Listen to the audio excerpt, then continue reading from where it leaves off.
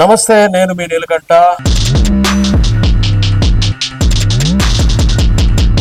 ఎన్నికల సమయంలో ఎంతో మంది రాజకీయ నాయకులు ఎన్నో సవాళ్లు చేస్తూ ఉంటారు. పేరు మార్చుకుంటా అని కొందరు, ముక్కు నేలకు రాసుకుంటా అని మరికొందరు, రాజకీయ సన్యాసం తీసుకుంటానని ఇంకొందరు, క్షమాపణలు చెప్తానంటూ ఇలా రకరకాల సవాళ్లు రాజకీయ నాయకులు చేస్తూ ఉంటారు. ఎన్నికల తర్వాత వాటిని మర్చిపోతూ ఉంటారు. ఎవరైనా సవాల్ గురించి అడిగితే నేను చేసిన మాట వాస్తవమే, నా సవాల్కు ప్రత్యర్థులు స్పందించలేదు అంటూ మాట మార్చేస్తారు. ఇటీవల జరిగిన ఏపీ అసెంబ్లీ ఎన్నికల్లో ఇలాంటి ఛాలెంజ్లు ఎన్నో చూసాం. ఓసారి వాటిపై ఓ లుక్కేద్దాం.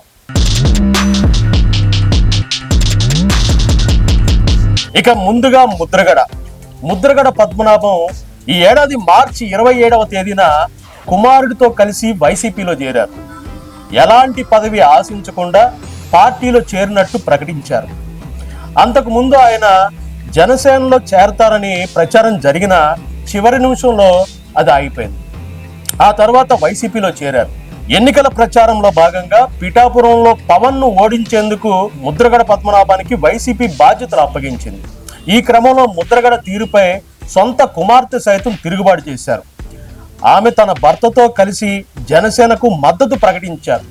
ఈ నేపథ్యంలో తన కుటుంబంలో పవన్ కళ్యాణ్ చిచ్చు పెట్టారని ముద్రగడ ఆరోపించారు.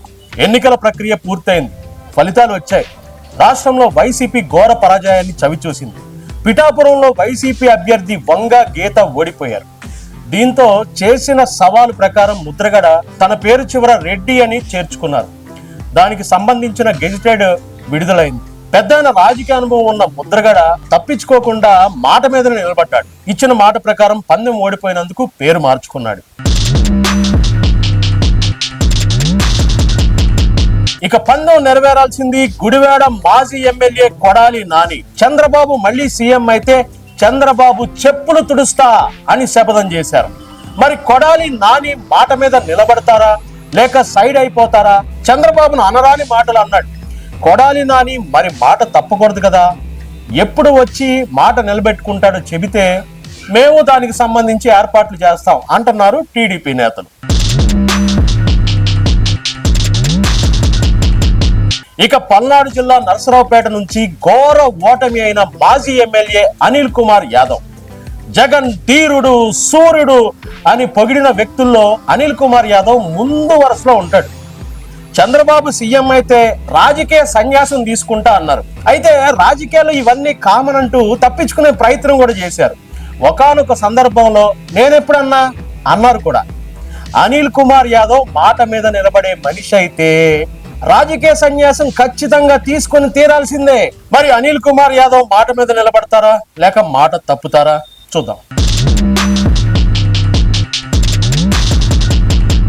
ఇక పల్నాడు జిల్లా గురజాల నియోజకవర్గం నుంచి ఎరపతినేని శ్రీనివాసరావు గెలిస్తే రాజకీయ సన్యాసం తీసుకుంటా అని మాజీ ఎమ్మెల్యే కాసు మహేష్ రెడ్డి అన్నారు. ఎరపతినేని గెలిచే సీన్ లేదు అన్నారు.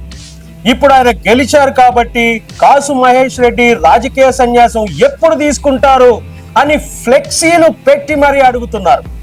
కాసు మహేష్ రెడ్డి మాట మీద నిలబడే వాడైతే రాజకీయ సన్యాసం తీసుకోవాల్సిందే అంటున్నారు తెలుగు తమ్ముళ్ళు. మరి కాసు మహేష్ రెడ్డి ఎలాంటి నిర్ణయం తీసుకుంటారో చూడాలి. మరి ప్రగల్భాలు పలికిన ఈ ముగ్గురికి ముద్రగడ పద్మనాభరెడ్డికి ఉన్న జ్ఞానం, బాధ్యత ఉందా? ఊకదంపుడు మాటలకే పరిమితం అవుతారా లేదా ఇచ్చిన మాట ప్రకారం మాటపై నిలబడతారా? కాలమే సమాధానం చెప్పాలి. మరి ఈ టాపిక్ పైన మీ అమూల్యమైన కామెంట్స్ ని తెలియజేయండి.